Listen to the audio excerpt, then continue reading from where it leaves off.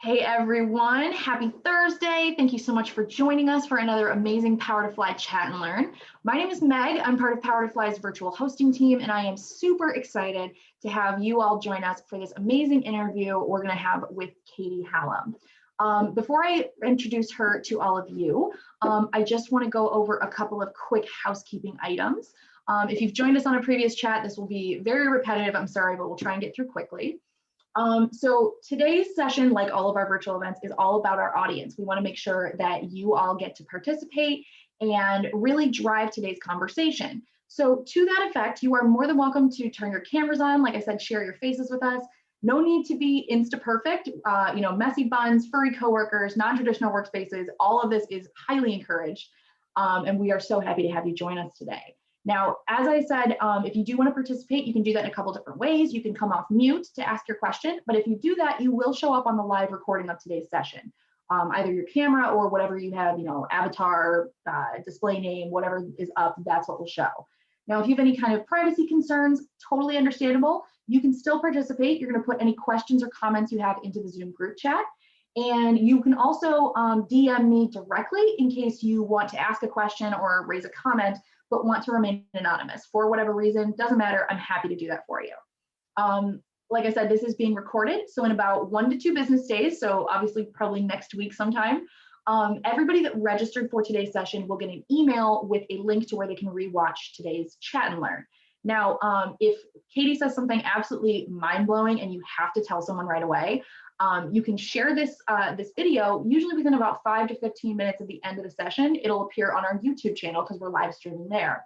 So you can head over there, pick up the link, and send it out wherever you like. You can also keep up with us on our various social media channels. Like I said, we have a YouTube channel where we have one dedicated that's all for our chat and learns. We have another one where we put other pieces of content, interviews, that kind of thing that we do. So definitely check those out. We are also at Power to Fly on LinkedIn, Twitter, Facebook, and Instagram. So definitely check those areas out as well. We connect on those platforms. We share a lot of great content and blog posts, information, all kinds of stuff like that. So definitely take advantage of that. Like I said, as we go through today's session, we've got a ton of questions that y'all submitted. So that's really exciting. And we'll have a little bit more detail on that in just a moment. Now, I'd love to introduce you to our speaker for the day. Katie Hallam leads partner marketing at Helix.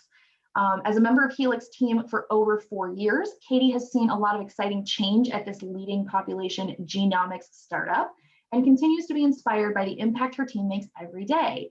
Katie's career originated in fundraising for genomics, then launched into the world of global experiential sports marketing before circling back to healthcare, which combines her partnership experience with her mission to make a community impact. So welcome, Katie. We're so happy to have you today. Thank you so much. I'm excited to be here. Excellent. Is there anything you'd like to add to that bio before we keep going? Yeah, I think you nailed it. Thank you. Awesome. Now, as probably pretty obvious to most of you, today's session is being sponsored by Helix, and Helix is hiring. So they've been so kind as to lend us the amazing Katie for the afternoon. And one thing I'm going to highlight for all of you, I've got a link here that I'm putting into the chat thread. This is a link that's going to take you to Helix's company page on powerfly.com. Hi. So this is going to be, hold on here. So sorry, guys. So we are going to, this is a place where you can go and check out information about Helix. Now, you can check out their company info. You can look at, if you click on the events tab, it'll tell you what events they're participating in, like today's chat and learn or our virtual job fairs, that kind of thing. But you can also see past events that they've partnered with us on, which is really kind of interesting. So if you are applying at Helix and want more information, that's a great place to go. The other thing you can do here is you can click on open jobs. That will show you all of the roles that they have listed with us. I think currently there's 22 roles posted. And one of the things that I would like to highlight, especially if you are interested in learning more about Helix or in pursuing employment with Helix, but don't maybe see anything right now that would really suit your skill set or really speaks to you. At the top of this company page, when you log in, you're going to see a big pink follow button. That's really important, especially if you are interested but don't see anything currently, or if maybe you're starting to look around but you're not actively job searching yet. Clicking that follow button is going to put you on Helix's follow network, and it does a couple great things for you. Basically, it works like your friend at the company. It's going to tell Helix that you're interested in working with them even before you fill out an application. So it helps you stand kind of head and shoulders above the crowd. But it's also going to tell you when Helix posts new roles. So it's a really good way to stay informed on those roles without kind of missing out and feeling like you either have to spend all of your time checking job boards or you're going to miss something. So definitely take a look at that if you are at all interested in learning more about Helix, especially after we hear from Katie today. Now, as we go into the questions for today, I want to highlight a couple things. So the principal themes for the day's conversation, you're going to see them here. We have crafted those based on conversations with Katie, talking about what she would like to talk about with us today, but also based on the questions that y'all submitted before today's session. Now, we have some really, really great questions. We're going to try and get through all of them. But one thing I want to highlight for you all is that if you have additional questions or you want some more detail or more information as we go through today's questions, please feel free to volunteer those. I will say, instead of coming off mute, we prefer if you put them into the Zoom group chat. That way, if we've got anything that pertains to a question we're going to ask later on, we don't get sidetracked, because I really want to make sure we cover a lot of the points today. But still, please feel free to submit questions, and we will address them as we get through today's different subjects. So like it shows on the screen, the principal themes for today's conversation are going to be talking about what impact really means to you personally, helping to identify your transferable skills in relation to your passions, which can be a little bit hard to do for yourself. We're going to show you how to look more objectively at it, as well as ways to identify your transferable, as well as the path of continuous learning. So we'll talk a little bit about, once you find what your passions are, how to keep growing in that field. Now, to get us started with the day's questions, this is one that I feel like is kind of the most nebulous, or it feels a little less concrete than some of the other questions. This person had wanted to know, what does impact mean to you? Now, obviously, this is going to be maybe a little bit different for every person, but Katie, what comes to you when you think of impact? Yeah, that's, well, first of all, thanks for having me again. I think that's a great question to kick us off, because it is a big piece of what we're talking about today. And I think also now more than ever, impact is kind of top of mind for people. I think with COVID and all this being home recently, this past year has kind of made us reevaluate, what am I doing with my life and how is that impacting my career and those around me? For me, I'd say impact really has to do with making a positive difference, making positive progress, trying to think of, leaving things a little bit better than you found them. And that doesn't always have to be, moving mountains every day. It can mean moving a little pebble in that direction. But I personally try to think of every day as an opportunity to make a personal and professional impact. So for example, I'd say professionally, maybe one day I'm having a great meeting with some of our partners and trying to help enable them to use marketing channels to drive recruitment for population genomics project that inevitably leads to life-saving learnings and research. Or maybe it's working through our COVID-19 testing and how we help get K-12 schools kind of back to normalcy. Or, it could even be, personally with my little ones, how do I teach my toddler to share so that she hopefully grows up to be a better big sister and, community member.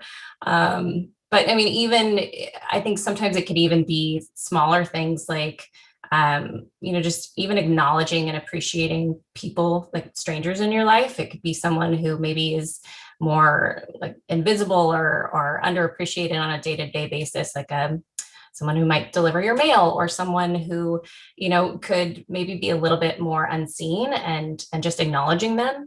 I think I've heard in the past that, just having that touch point with someone can make them feel seen and impact their day. So there's all different ways to think about how you make an impact.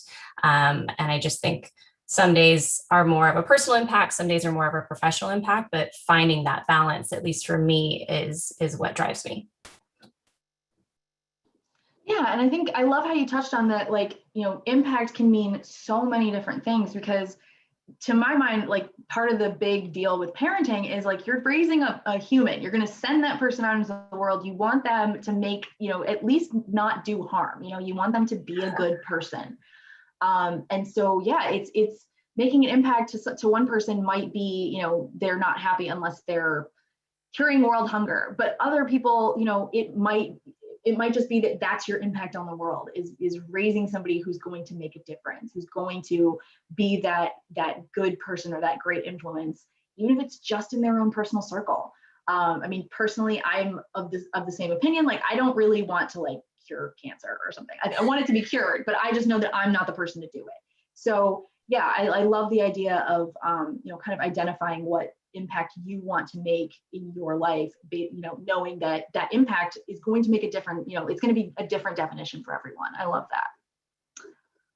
Okay, so this next person's question had asked about the passions. So this person wanted to know, how can we identify your passions? They want to know how you found yours and how you can help develop it into a full-time job. So obviously these are kind of two different questions. So let's work on the identifying our passions bit first, because personally, it took me like 32 years to figure out where my passions actually were. And that was with a lot of trial and error and a lot of like, this is my passion. And then I realized, no, that's actually not. So how did this work for you? Yeah, it's actually a really good point, because for me, I had a mentor that kind of helped me work through this. And I was worried that I was over 30 and it was too late to switch career paths, or too late to follow a passion that I hadn't quite tapped into yet. So what I did with my mentor is we kind of rattled through my passion. So, in my case, it was, I love sports and I was working in sports, but then I kind of got burned out on sports and realized that my passion didn't have to be my career in that sense. And then it was like, well, I love wordplay. I love puns. And if I could take over Hallmark and all their punny cards, that'd be great. But then I realized that maybe that should just be a personal habit and something that kind of bleeds into my work, but doesn't need to be my career. And then I was thinking, I love travel. Maybe I could get into the travel industry, but then I was trying to balance that with also wanting to have a family, and how can I be present and find that balance? And then, the family piece was like, well, that's a passion, but how do I make sure I don't have a career that completely takes that opportunity off the table for me, because it was a priority for me.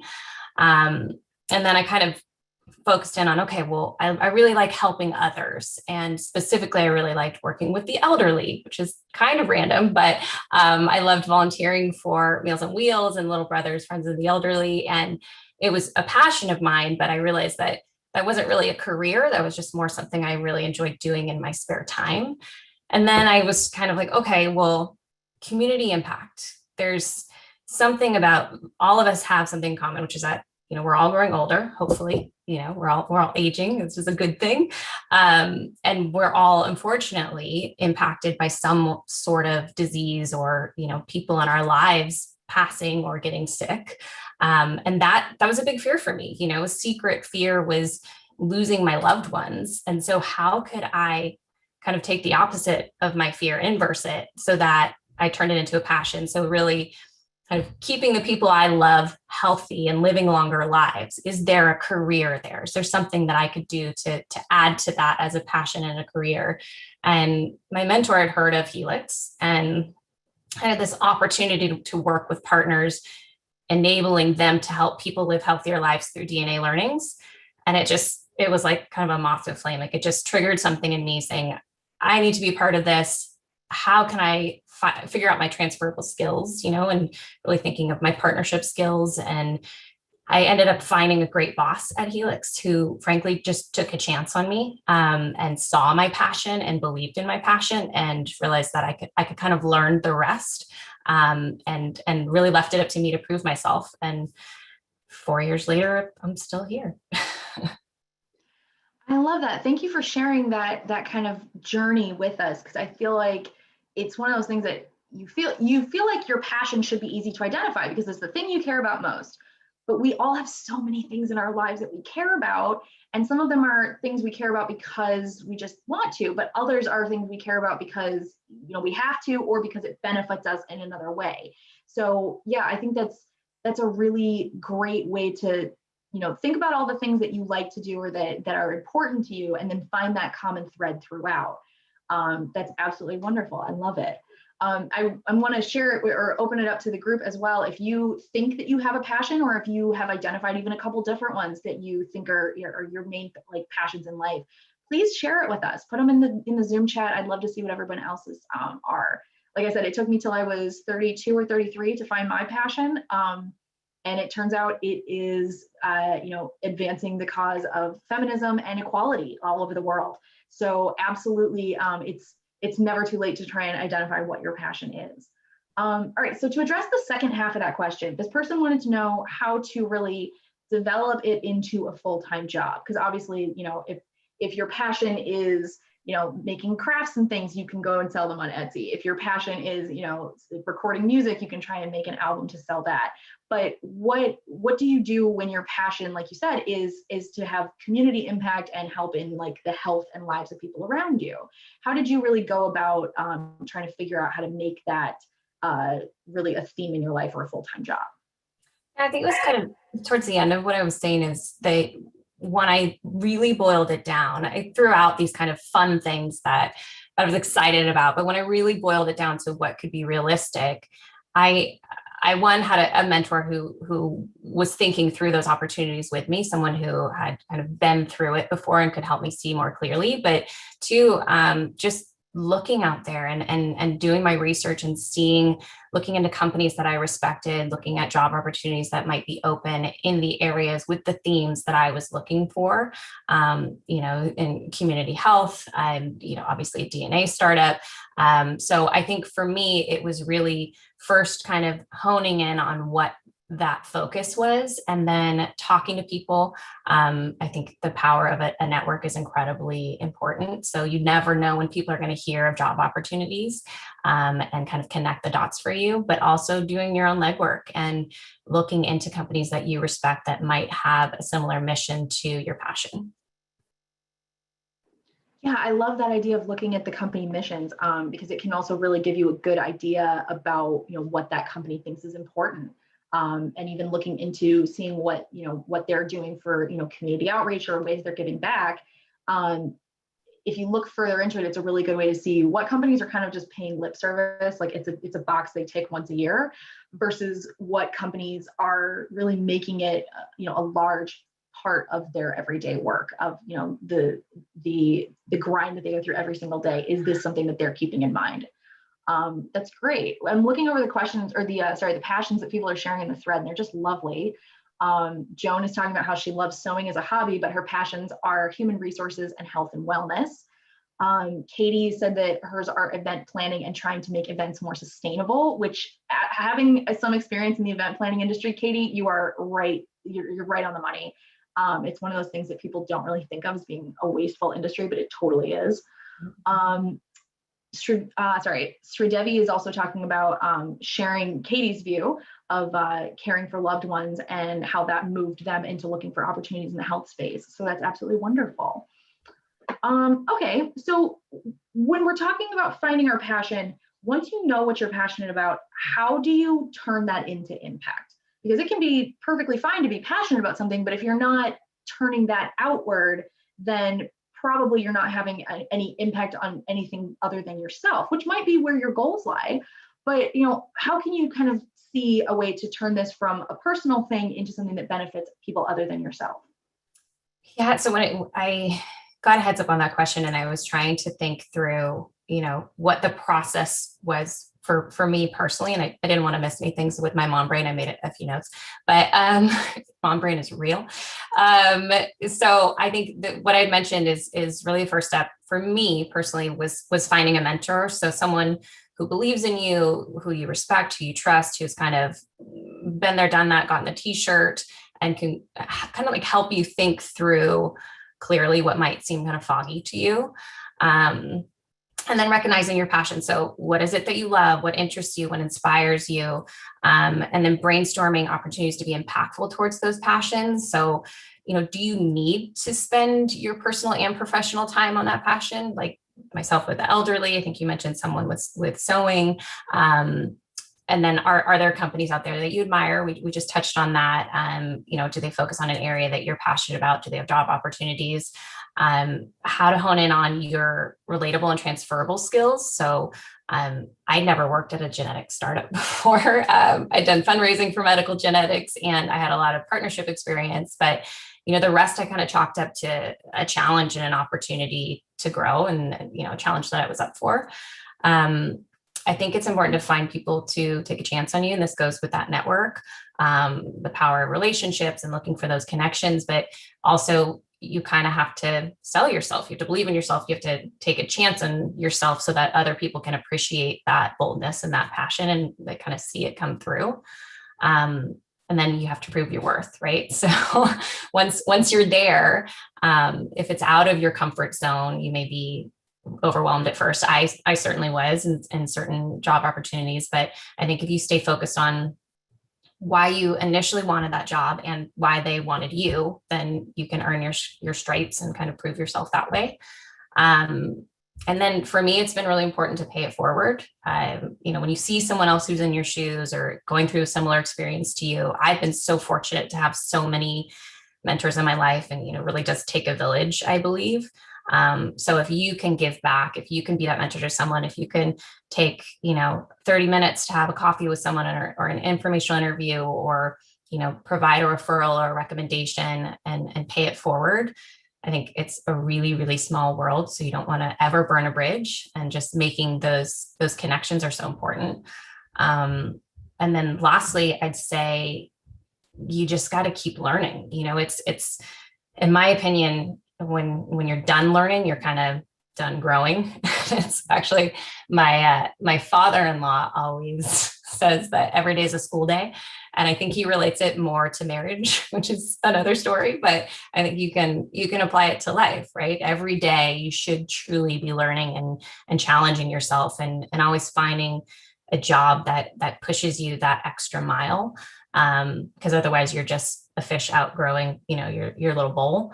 But as I sit here, I'll admit that I'm still totally learning every day, and I'm sharing some of my story while I'm still writing it. So I'm by no means an expert in all of this, but I'm hoping that even just sharing my experience and my story will help others as they navigate maybe similar waters.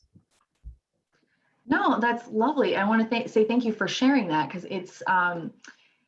it's one of those things that can be really difficult, right? To try and figure out how to turn that outwards.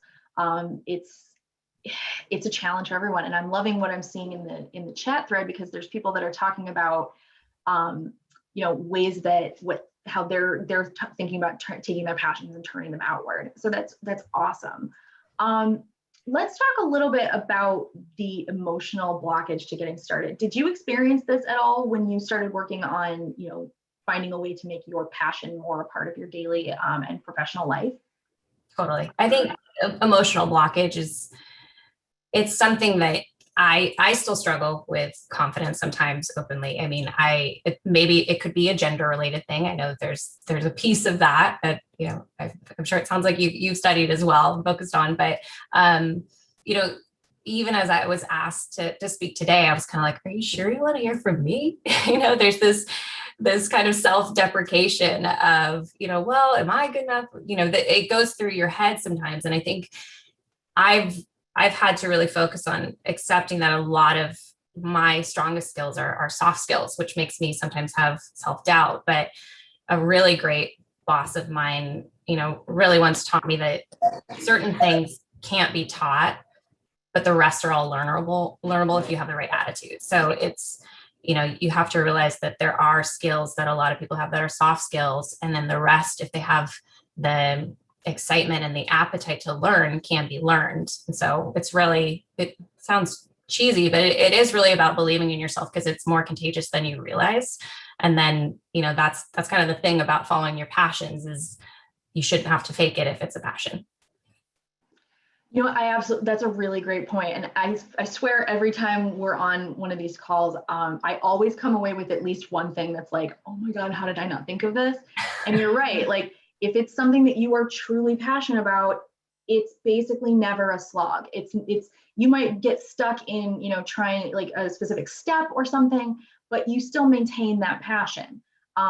What comes to mind for me is that, I worked at a lot of different jobs. I've worked in a ton of different industries, and coming to Power to Fly was the first time that my real like zeal for equality was absolutely recognized as something that's very, very worthwhile, and it's a central mission of the company. And so that was one of those things that when I was in it and at different companies and didn't really have people around me that shared that passion, it was really easy for me to feel like, well, it's important to me, but that doesn't make it important to anyone else. Or maybe there's not really a path for me to pursue this here. And granted, working at a company that has the same passion as I do and it's central, it's their mission statement, is really great. But I also understand that that's a very resourced position to be in. And I know how valuable it is because I spent so many years at companies where it wasn't. And not even some places where it wasn't even just, it wasn't supported necessarily. But there are places that were actively like, this isn't something we're big on. We need to deal in other matters. So I think that's really a great way to think of it, right? You might not be surrounded by people that are super in favor of whatever your passion is, but just because they don't, it's not their passion, they don't share it, doesn't make it not worthwhile. It doesn't mean that it's not, something worth exploring for yourself. All right, let's talk about, so we've talked about, what to do to kind of get along this pathway, but what do you do if you don't really feel fulfilled in the work that you're doing? If whatever you're working at is more along the lines of like, producing widgets or marketing those widgets or whatever, and it's not really mission driven. This person that wrote in said, I can't really change jobs now, but I would love to contribute to a bigger cause. So what would you say to this person? So first of all, I actually really love this question, mainly because I think it's important for us to zoom back and realize that every job technically helps someone, right? So if you take on that mindset, I think it's easier to digest. So, you could think of like, someone working at a gas station is helping people get to where they need to go, or someone who's delivering food is feeding families, or, a bank teller is helping people pay their bills or save.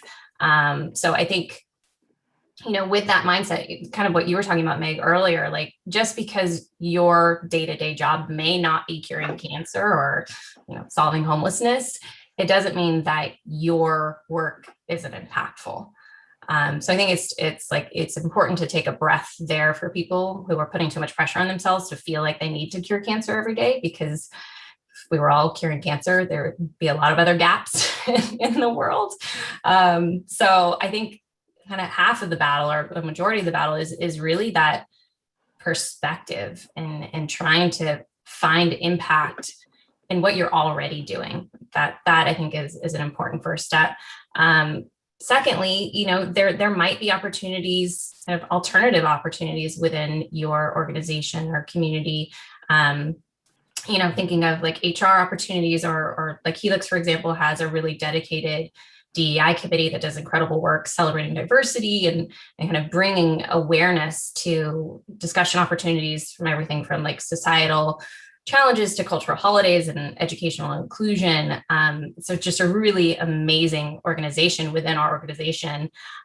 So your company might have something like that, or even volunteer opportunities. I know Helix did, it was like what am I trying to say? It was a local food bank where we, helped put canned food together for an afternoon with our team. And it was impactful, but also was team building, kind of a twofer. And then, lastly, you could always consider that maybe you're trying to force your passion into your work bubble, and maybe they do need to be separate. Like my example with working with the elderly, I think, sometimes you do something and you're trying to force an impact in there when really your true passion needs to be outside of those working hours. And I think that's okay, as long as you find that balance. And then maybe some companies even offer time off to pursue those passions. So it's definitely something worth looking into. Yeah, I love that. And it actually reminds me of a conversation I had, I'm guessing it was a couple months ago, with people that were trying to like gain experience, especially in like, I think it was like development or coding or something. And one of the things that was suggested was to look around for groups in your area that might need that kind of support. on a volunteer basis. And that way you could also, hone the skills that you're working on developing while helping out with a cause that you support. And I think you're right. I think that's a really great way to look at it, because if you are able to use kind of some of your downtime or your personal time to explore those passions of yours and really, develop them, it's a great way to not only, kind of satisfy that need within yourself, but also get your feet wet in what opportunities and needs are out there. So that way, if your company doesn't really have, like a day of giving that they do or something like that, that would be a great point to raise. I see we were having a bunch of really great comments in the chat. Susanna was saying that soft skills like personality, attitude, motivation, manners, adaptability are so important. She also says that Katie has the best soft skills. Okay, Susanna. And that like mom brain is absolutely real. So absolutely, like I don't know it from experience, but I've been around enough moms to know it absolutely is. So that's great.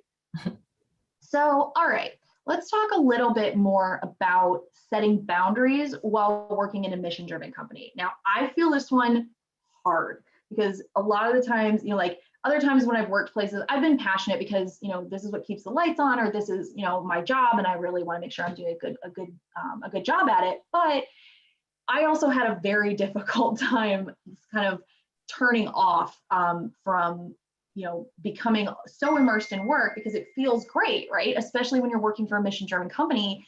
It's really awesome to feel like you're constantly helping, but then it also makes it hard to shut down and turn off. And I think a lot of people are experiencing this due to COVID, when, your work and your home are in the same place and you're feeling the push to keep working and keep pushing because you think because you're working towards this really great impact for other people. So let's talk a little bit about that boundary setting. Yeah, I really love this question, because I think, like you said, a lot of people can relate to it. And I think the key here too is that no matter what you're doing, it's important to establish boundaries. So it doesn't matter if it's quote unquote mission driven or not. And if you're stereotypically, helping others, again, in that super stereotypical mission driven company, the curing cancer type, it doesn't mean that you're selfish if you're also helping yourself and your family and finding that balance. I think our lives should technically come first, because otherwise then our work suffers, so that there truly is a benefit in having that work-life balance. Personally, I will admit that I used to be a massive overachiever. I think I always thought that I had to go the extra mile to prove myself, whether that be, being the last one in the office or the first one to respond, or the person that really had to produce more and more and more. And then honestly, after I had my first daughter, I realized that most of that overachieving was really me kind of trying to overcompensate and trying to prove that I was working hard instead of letting my work speak for itself. So I was actually really nervous when I came back from maternity leave from my first daughter. And I thought, oh gosh, I'm going to have all these people judge me for setting these boundaries. But it was kind of a reality check when, as soon as I established those boundaries, like nobody cared. Nobody questioned it. So I had this fear internally that everyone was going to judge me. And it just seemed like people were like, okay, as long as you get your work done, we respect it. And, I think I have to say, I've been super, super lucky with having amazing bosses and teammates that, some have had families, some haven't. So it's not just about that. But they've always made me feel really comfortable and supported. Helix was amazing through both of my daughters. And actually my most recent daughter, who's 9 months old, came 5.5 weeks early. She was a preemie with hip dysplasia during a pandemic. And I couldn't have asked for a more supportive team and company to kind of help me navigate getting back on my feet and getting back into work in a world that was like constantly changing and crazy because of COVID. So I guess I would just say, one, I've been very lucky. And two, it's so important to command realistic boundaries and try not to apologize for them. Yeah, I love the point about trying not to apologize for them, because I think that's definitely something that probably women more so than men, but are very, we're expected to kind of be everything to everyone in a lot of ways. And even if you don't personally have that, like that type A drive that you absolutely have to, be the best or do everything that you can, it's really hard to try and set those boundaries and feel confident about it, because for most of us, I feel like a lot of us have not really ever seen this modeled very well for someone, especially since, a lot of times you don't see the first time someone sets those boundaries. You're not there to see, you come in after the fact when those boundaries are already set, and they don't feel, they don't feel like something someone created. They feel organic, like they've just always sort of been there. And I feel this hard because I also had I had a similar experience where I was deriving a lot of my self-worth from helping really push forward on the cause of equality at work and gender parity in the workforce, and really felt like that was the way I was going to make an impact. Especially last summer, I did what I could protest-wise and voted and tried to get the word out, but it feels like there's only so much you can do with one person. So I love that idea of setting the firm boundaries, and I think it's great that you had that support. And it's really important, if you feel you are comfortable setting those boundaries, to set them, because you don't know who else is going to see that and realize, like, oh yeah, I could set better boundaries too. Because you're right, having that support of a company that really understands what you're going through and doesn't fight you on those boundaries, that's awesome. And it's great. And you're right, a lot of us are very lucky to have that, but it should be something that more people have. And so if we stop looking at it as, not necessarily stop looking at it as us being lucky, yeah, but if we work on setting those boundaries as much as we feel comfortable doing, and showing other people what that looks like, then more people feel comfortable setting those boundaries, and it becomes more of the norm, as opposed to this like shining like beacon of you might get so lucky someday. So I absolutely love that. And congratulations on adding to your family in the middle of a pandemic. I can't imagine how intense that must have been. So thank you. We're crazy. We're crazy all the time, but yeah, we're all nice. Okay, so this next question deals with living in a small town where there aren't really a lot of opportunities to help pursue your passion. And I find like that this is a really interesting question, because even if you weren't living in a small town pre-COVID, a lot of us feel like we're kind of in a town of, our family members, because of the quarantine and because of those restrictions. So how would you address this question from this person that feels physically isolated, or practically speaking is kind of isolated from opportunities to pursue their passion? Yeah, I think, we touched on it with having that perspective of really zooming out and looking at the impact that you are making in your current role, or trying to find opportunities that have impact around you. But I would just, to add to that, I would just say that in a kind of post-COVID world, even though we're still in the COVID world, the way COVID has impacted our society that I've seen is that there is a lot more remote working.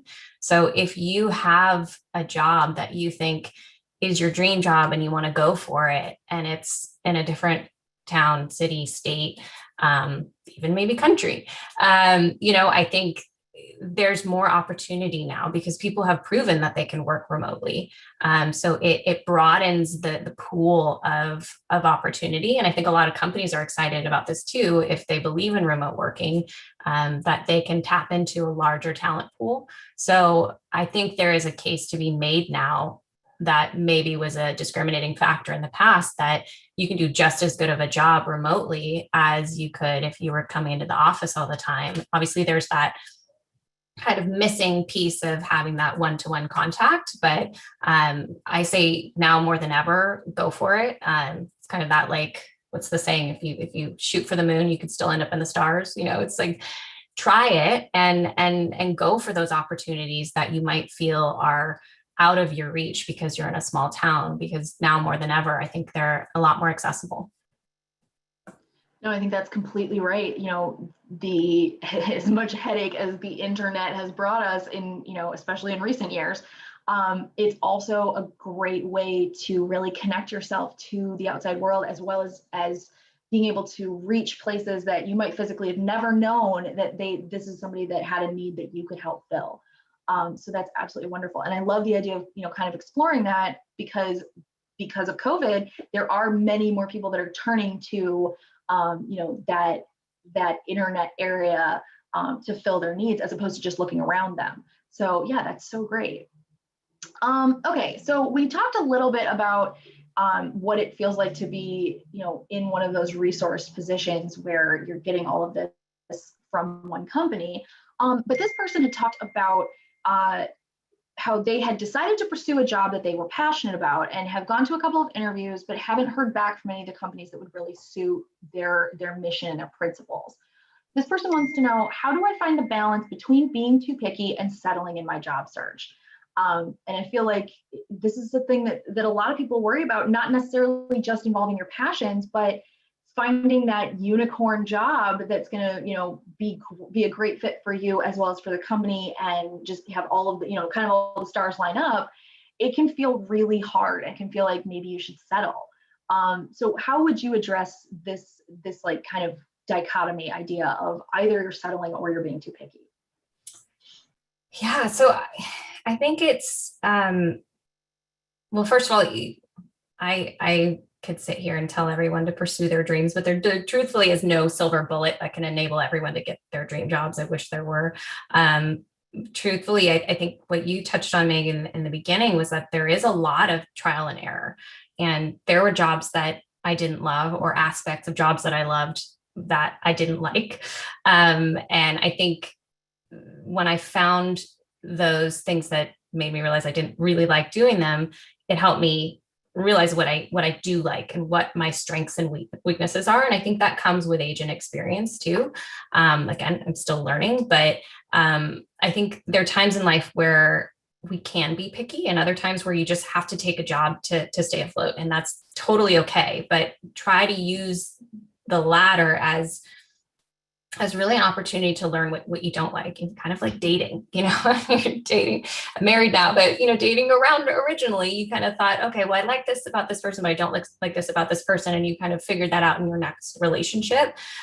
So I think, it's important to also keep the perspective of it's really rare to meet someone who said that they landed their dream job from the start, right? It's usually when you're on panels with people, they're usually a little bit more experienced, and they say, I finally made it to my dream job after all this trial and error and this kind of rocky road to get here, where I used opportunities as learning experiences. So I would say, try not to think of wherever you are as settling. If you need that job now, you need that job now. We should all be, it's easier said than done, but we should all be grateful for work right now, especially with COVID and what's happening in the world. But try to find a positive in that experience.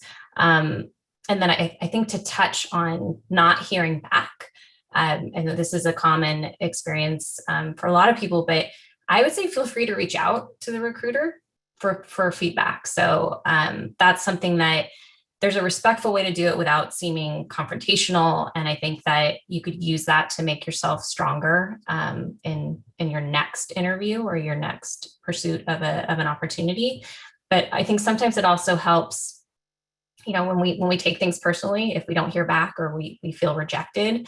I think there's sometimes an answer that can, make you feel a little bit better. Like maybe the company's just further along with another potential candidate, or maybe there's a specific skill set that they were looking for that you just didn't have. And then hearing that can make you say, okay, well, it's not going to take me long to learn that skill set. Maybe I'll work on that, and then I can take it into my next opportunity. So I always feel like it can't hurt to ask. And a lot of times, people are willing to give you that feedback so that it can make you stronger, and maybe for a future opportunity within that company. You don't want to burn a bridge. So you can always say, hey, I'm really interested in this company. I understand that I wasn't a fit for this particular role, but please keep me in mind, because as I see opportunities, I'd still love to try to pursue a career with you guys. Yes, that's so true. And it's something that we usually encourage people to do. And I will tell you, there are a lot of companies that won't respond to it, which sucks.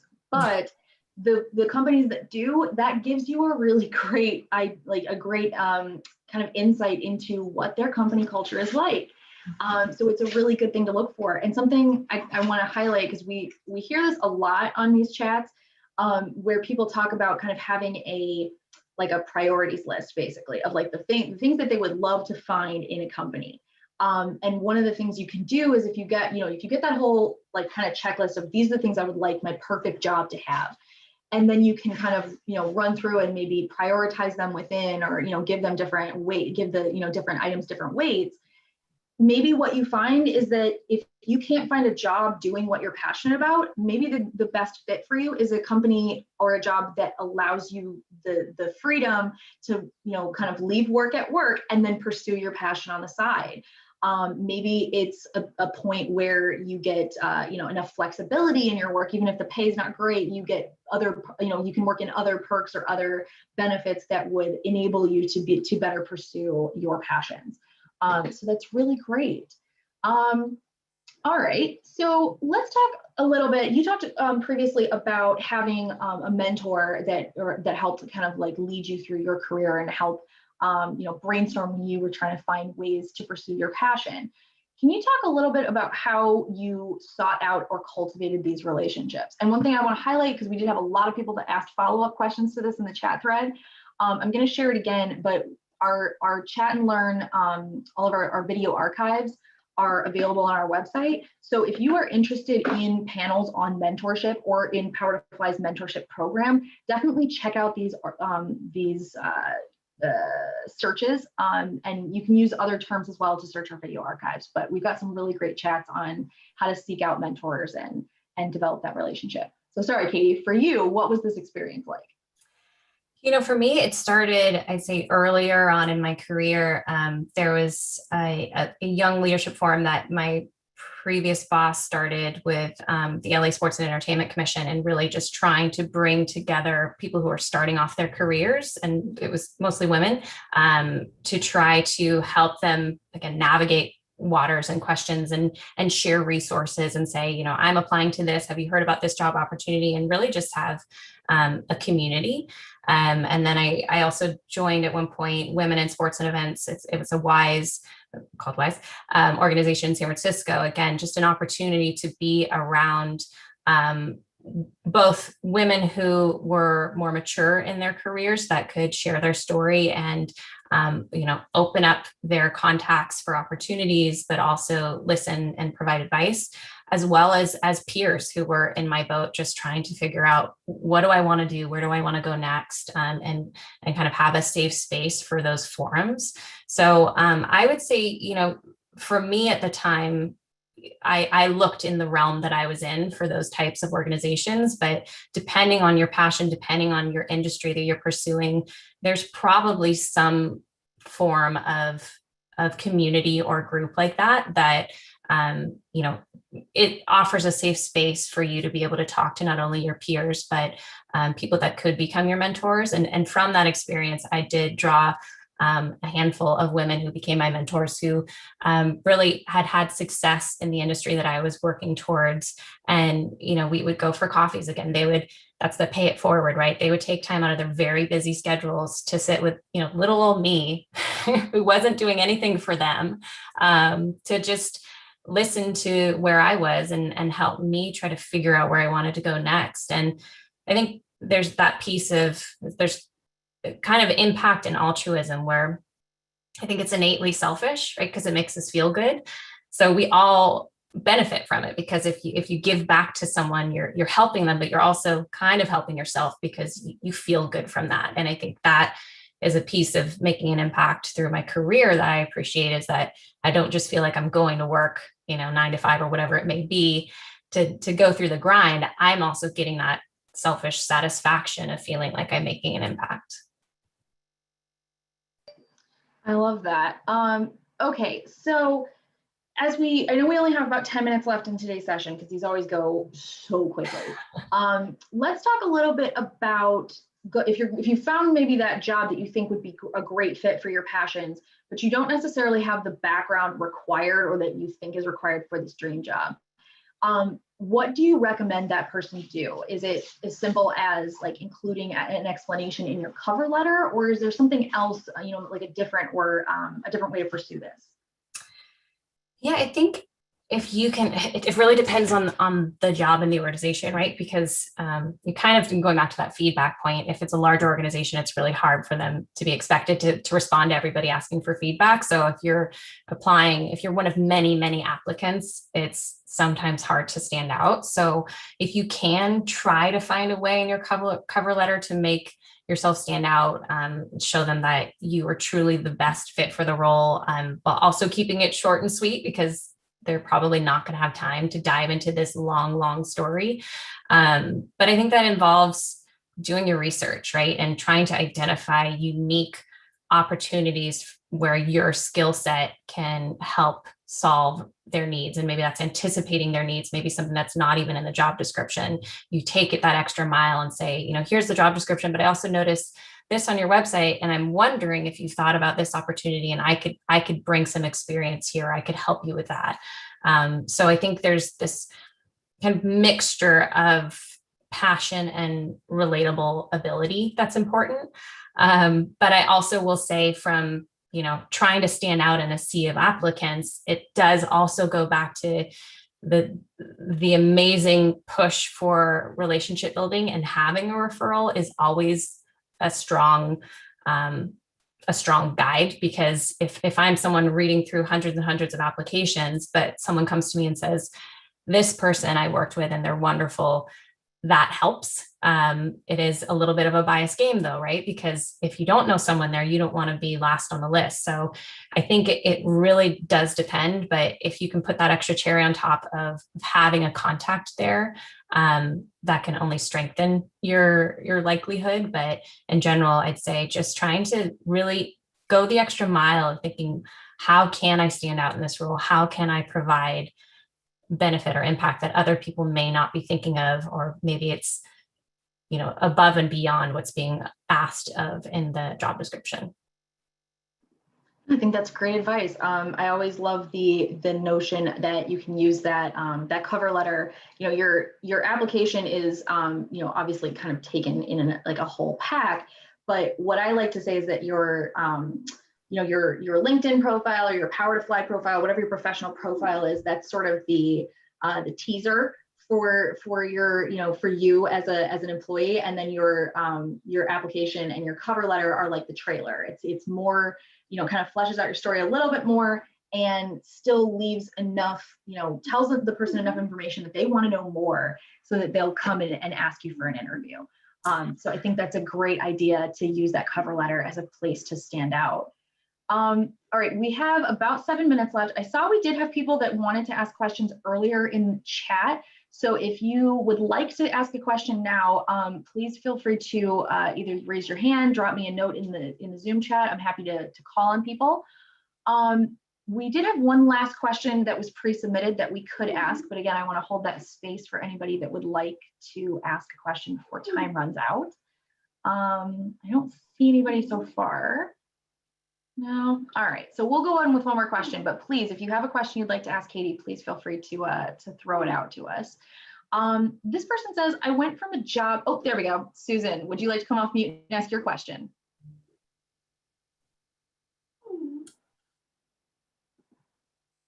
No, waiting for Susan here. Hold on, guys. All right, Susan, if you are able to unmute, then you can ask your question. There we go. Yeah. Yes. Hi. I'm sorry. I'm on off the screen because I'm on a mask. My question is to ask, how difficult to get into HR? Because I am in the HR side in healthcare, but I'm trying to lead over to the talent acquisition. What I get referrals, but then it turns out the interview didn't go well because they chose another candidate by the referral. How could I approach a better way to do that? Susan, I understand my question. Were you asking what's the best way to get involved in HR? Yeah, I am on the HR side. I'm in on the HR administration side, but I want to change to another role. Instead of being on the health side, I'm trying to move out to the private sector side.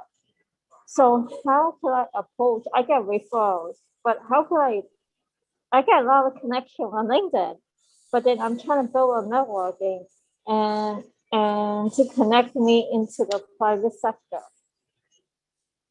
Yeah, I think in general, it sounds like the question is about pivoting, right? And changing kind of the career path you're on. I can't personally speak for shifting specifically in the HR world, but I can say that, there's a few ways to look at it, right? So you could look, depending on how much you like your current company, you could look internally. You could say, okay, are there opportunities here where I'm already a credible member, people already know my skill set, to transfer departments essentially, and try to take on something new within my own company. Maybe it is talking to HR and figuring out, what the best path is there. Secondarily, I think it's about identifying what that other opportunity is you want to go into. So maybe thinking, okay, I want to do this specific role. Are there companies that I respect, that I've heard of, that I've read about, that my friends work at even, where I would like to work there, and they happen to have this department or this opportunity, whether or not there's a job open? I think you can still research those companies and learn what those skill sets are, if people are already holding that role. And then you can learn from there what skills you can pull so that you can be strong for when those opportunities do open up. So I would just say, if you're willing to look internally, maybe start there. And if there's other opportunities externally, finding companies that you respect, that, share your values, and opportunities that are in line with what it sounds like where you want to shift your passions, and learning the skill sets that you might need to make those opportunities come to light. If that answers your question. Yeah, I totally agree, Katie. I did put a link in the Zoom chat for anybody else that's interested in that idea of career pivoting. I put a link to a search of our past chats where you can find information on making that career pivot, learn from other people who have done it. And so that's definitely a resource to check out. In the 3 minutes we have left, and I want to say thank you, Susan, for that question. That was great. In the 3 minutes we have left, let's talk a little bit about Helix. And some of the open roles that are there currently. So these were the stuff you see on the screen is questions that we had asked Katie prior to today's session. And so the idea of some of the company culture stuff, this is great. I want to be sure that we're able to, if people want to check this out, they can check it out later. So that's awesome. But let's talk a little bit about your tips for someone who's interviewing with Helix. Yeah, I put it here as a takeaway for folks just in case we ran out of time, but I really do think it's about being honest with yourself and your interviewer about your true skill sets and your passions, right? Because at the end of the day, we want someone who's happy in the role, and it benefits us and you. So sometimes I find that people are trying to force a square peg into a round hole, when really they could say, here are my true talents. And I understand the job description is this. I can do all of these things. These things are a challenge, but I'm up for that challenge. And just having that transparency from the beginning, like I said here, it really can change the idea of a shortcoming into more of an opportunity. No, I think that's so great, and you're right. Like, kind of looking at that, don't make something a problem if people don't think that it's a problem. Instead of leading, you get asked a question like, do you know how to be a lion tamer? And you can say, well, my skills actually lay in other areas, and I really prefer to work with elephants or something. Yeah, exactly. So I love that pivot idea. So these are some of the open roles that are available at Helix right now. Are there any jobs on this list that you can speak to, or that would work, in close proximity to your position? Selfish plug, the marketing roles. We've recently started growing our marketing team, and I'm super excited, especially coming kind of off the heels of COVID, the direction we're going and building our team, and some of the exciting stuff we're doing with population health and life sciences and working with health systems. There's just so many things that we have ahead of us. And specifically in this next year, we're just going to be growing. And I don't want to give too much away, but it's an exciting time to be at Helix. So I would love to bring more people on our marketing team. These roles kind of speak for themselves, but I'm happy if anybody has any questions, feel free to follow up because of time. And then tons of engineering roles, always something in need. And I think, so impactful at Helix. And if you go to the link here, there's so many other roles that we're hiring for right now. Again, it's an exciting time for Helix, a lot of growth. And Susanna's emails here. She also has wonderful soft skills. So she's a great resource if you have any additional questions. Awesome. Thank you so much, Katie. I want to say a huge thank you to the whole Helix team for lending you to us for the afternoon. And absolutely thank you for all of the prep work that goes into this, as well as taking time out of your day to spend with us. We're so happy to have spent the afternoon with you. Yeah, thank you so much. I appreciate the opportunity, and thanks everybody for the questions. It's not an expert by any means, as I mentioned, but I think if we all just keep perspective and keep on keeping on and supporting each other, we'll get to where we need to be. Yeah, absolutely. I also want to highlight for anybody that if you do go through Helix's website instead of applying via Power to Fly, totally fine. Just make sure you let them know that you came via Power to Fly. It doesn't affect your salary or your chances at getting the job or anything like that. It's just a great way for us to show that we're bringing great people to Helix's attention. So we want to make sure that we share the love with the Power to Fly family.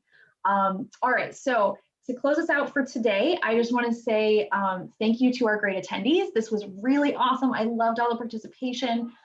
Great conversations going on in the thread, and a lot of people sharing amazing resources. So thank you all for that. I hope you have a lovely Thursday afternoon. If you are taking a long weekend for the holiday, I hope you have a safe and happy weekend. And hopefully we'll see people back here on Tuesday for more amazing chats with Power to Fly. Thanks so much for spending time with us, and we can't wait to see you again. Bye, everybody. Bye. Thanks. Bye. Bye.